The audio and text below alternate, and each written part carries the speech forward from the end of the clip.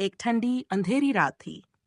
अंकुश, जो हमेशा रोमांच के पीछे भागता था, अपने दोस्तों के साथ एक साहसिक कारनामे की तलाश में था। उसे किसी ने बताया था कि शहर के बाहर एक पुराना बंद पड़ा अस्पताल है, जिसे लोग भूतिया मानते हैं।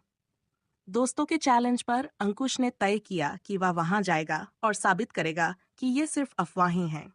अंकुश बाइक से अकेला ही अस्पताल की तरफ बढ़ा। घना कोहरा और ठंडी हवा माहौल को पहले ही डरावना बना रहे थे। रास्ते में खंडहर और सूखे पेड़ों के बीच से गुजरते हुए उसे हल्की हल्की आवाजें सुनाई दीं, जैसे कोई उसका पीछा कर रहा हो। उसने इसे नजरअंदाज किया और खुद से कहा, डर सिर्फ दिमाग का खेल है। जब वह अस्पताल के गेट पर पहुंचा, तो उसका दिल थोड़ी देर के लिए जोर से धड़कने लगा। गेट जंग खाए हुए थे और चारों तरफ काई जमी थी। गेट के पास एक टूटा हुआ बोर्ड लटक रहा था, जिस पर लिखा था, सावधान, प्रवेश निषेध। लेकिन अंकुश ने इसे मजाक समझा और अंदर चला गया। अस्पताल के अंदर घुसते ही माहौल और भी डरावना हो गया।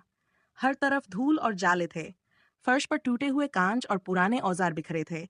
दीवारों पर समय के साथ उखड़ा हुआ पेंट और खून जैसे लाल धब्बे थे। उसने टॉर्च जलाकर इधर उधर देखा। दूर से एक व्हीलचेयर खुद ब खुद हिलती हुई नजर आई।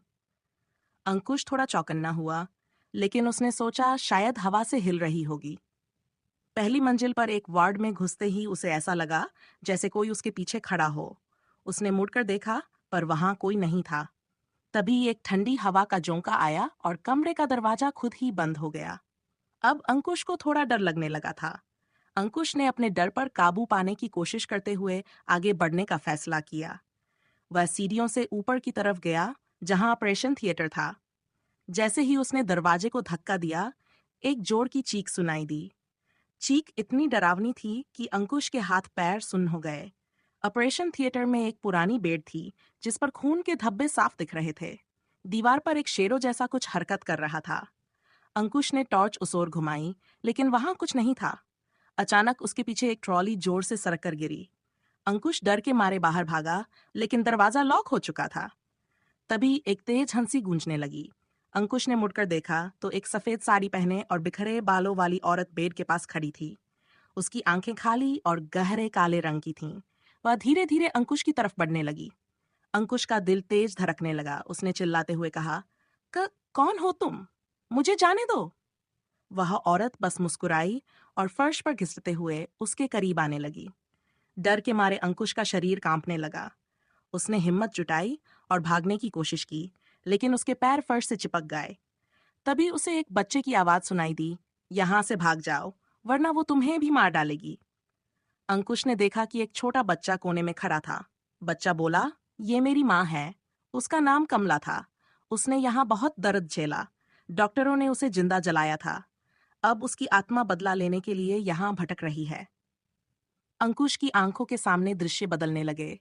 उसने देखा कि डॉक्टर कमला को जबरदस्ती ऑपरेशन टेबल पर बांध रहे हैं।